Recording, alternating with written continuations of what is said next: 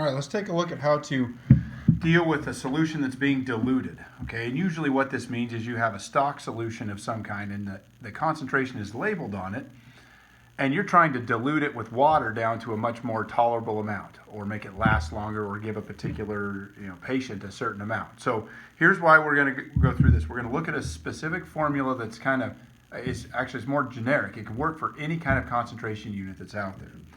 The way we deal with diluting solutions is we take the concentration times the volume of our stock solution, the one we know, and that ratio, that whole combination is going to be equal to the concentration times the volume of the thing we're trying to produce.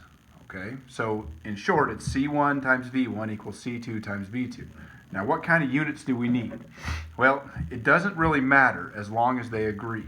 So the concentrations could be as a percentage, the concentrations could be milligrams per deciliter, it could be grams per deciliter, it could be a molarity. It doesn't really matter.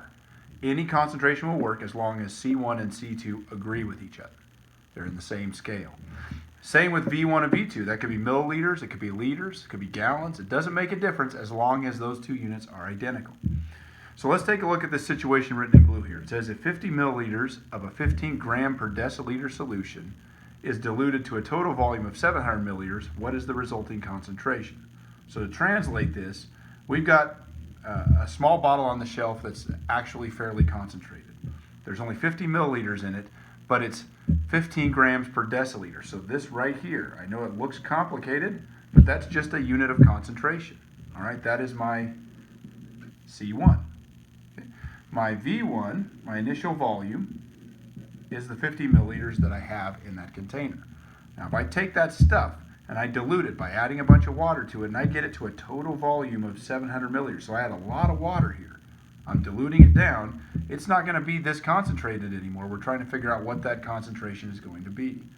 My final target volume is 700 milliliters, so it means I would actually be adding 650 milliliters of water to the original 50 milliliters of solution, and my total is going to be 700.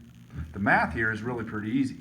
I'm going to take 15 grams per deciliter, that's my original concentration, times 50 milliliters equals C2 times the final volume of 700 milliliters. Okay. All I have to do is solve for this one. Okay. I just got to get C2 by itself. So in order to do that, I'm just going to divide my 700 milliliters over to the other side. Notice milliliters is going to cancel out. I'm going to take 15 times 50 divided by 700, and what I end up with is a number that is 1.07. Now what does that mean? That is a new concentration, and it's in the same units that I was beginning with at the beginning of the problem. 1.07 grams per deciliter. That's all the math that's involved. What you have to interpret along the way, number one, obviously, is what units am I dealing with? Make sure you understand what this number means, because it's going to match whatever units you began with. Number two, you have to kind of look at the whole situation and say, does it make sense from a standpoint of just real life? I'm adding a bunch of water, which means it should get more diluted, means the concentration should go down. It went from 15 down to 1.07. That's a pretty big drop, but look how much water was added. There was a lot of extra water added compared to what was there at the beginning.